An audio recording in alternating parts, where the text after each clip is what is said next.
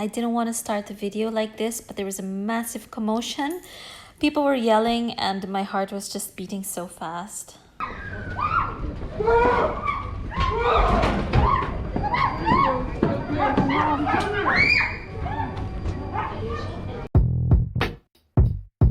I should really be so embarrassed because I ate so much and I drank so much. This flight was all about just pure indulgence, from dessert to cheese platter, to wine tasting, to tuna tartare, to salmon on spinach risotto. I was absolutely so spoiled. So if you haven't seen the video that I've made about all my food trip, do check it out and just come in being prepared, knowing that you are definitely going to get so hungry. Welcome to another travel vlog, and I'll be landing in Doha.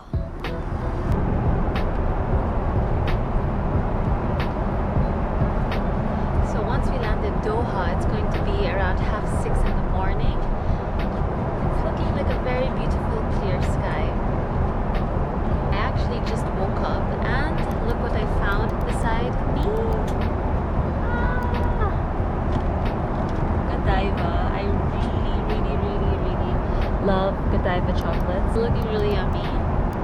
I do hope what's inside will be delicious. I hope there's praline or liqueur or just something yummy. Again, I was so spoiled. They gave me more goodies before I left the plane. And finally, our plane lands ever so smoothly here on Doha. That was a very smooth landing. So, hello Doha, and it's official. I'm not in the UK anymore. I'll be in Manila very, very soon.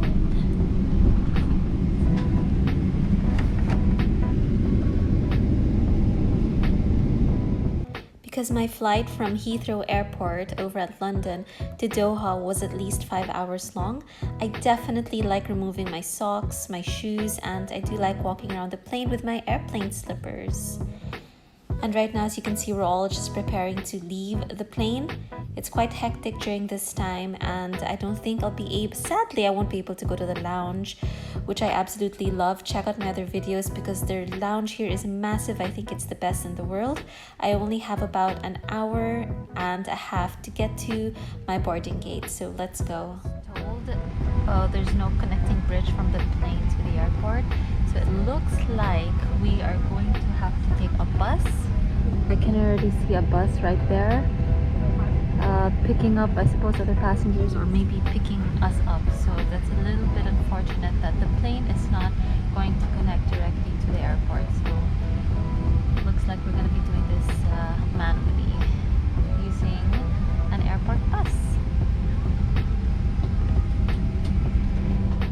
Finally, after a long flight, time to stretch our legs and let's get out of this plane and head over to our bus. I have to say that if you haven't seen my video on the shower facilities over at the lounge, honestly, I feel a little bit bummed that I'm not able to enjoy the lounge here during my layover. It was complete opposite because when I was flying from Doha to the UK, my layover was 8 hours long, and this time I only have about over an hour to get to my boarding gate, so definitely no time. But one thing to note is that if you want to take a shower, now is the right time. I know a lot of people aren't comfortable showering in the airports, but if you're like me and you travel for so many hours, then definitely I do want to arrive at my destination feeling fresh and clean and smelling good. The Al Marjan, I really hope I'm pronouncing that right, lounge over at Doha caters to the first and business class passengers. But if you're not flying with first and business class, you can actually pay a fee to enter. I think it's about $100, and there is a limited time that you can enjoy the lounge. Everything comes with it though. I think the limited time is about 5 or 6 hours. But nevertheless, the showers there are actually sleeping pods as well. I made a video about that. Please check it out, because there are a lot of hidden places where there are legit beds. Some of them even look like living rooms where you have your own couch, you have a rack to hang your clothes, there's a TV in front of you to show the flight schedules, so you're guaranteed to not miss any flight. Of course, I think it's only worth it if your layover will be long. There's so much food there, from continental to oriental, basically anything and everything that you could think of.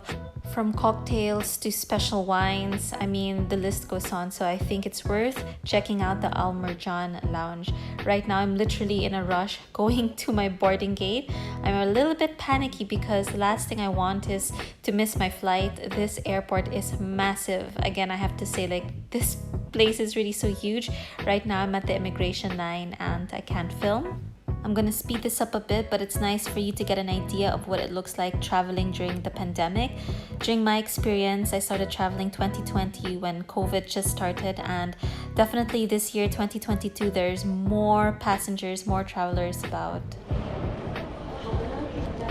So I actually just got here to the Doha airport and I need to board my plane already. It's a bit of a shame because I don't have time to go to the lounge. The last time I was here I had an 8-hour layover and now it's only an hour and a half. If you're in a rush to get to your boarding gate like I was, the first thing you want to do is ask someone how far your gate is from where you are. I have a pro tip and I made another video on this. If your boarding gate is quite far and you feel like you're running out of time, you can take one of these buggies or airport taxis. It does say that they only cater to people with special needs or those who are seniors or old. However, if you are flying with business class or first class, you can actually take one of these. It's pretty fun. Go check out that video because we literally drove through massive crowds and yeah, it definitely felt like VIP. I asked this lady how far my gate is. She said it's pretty close.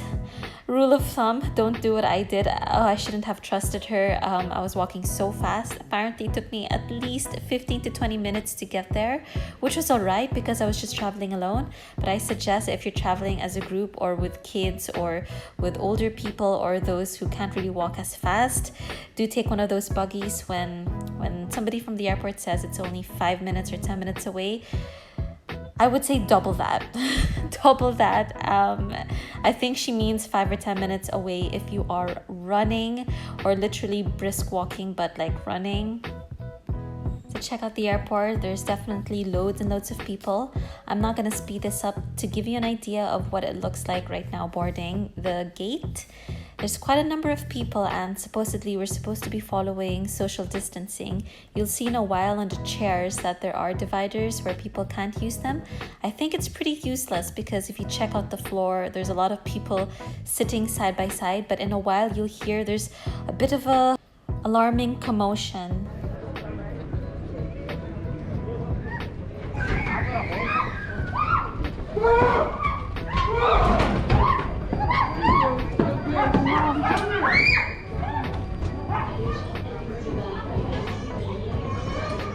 Turns out there was a mother whose scarf got stuck into the elevator and yeah, I think she had her baby with her, and at this time I was just trying to calm down because I literally ran to my boarding gate and my heart was beating so fast.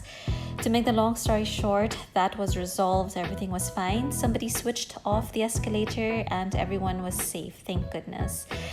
Alright, here I am. I'm about to board my final plane on the way to Manila. Stay tuned and I'll see you on the next video. Thanks for watching. Bye.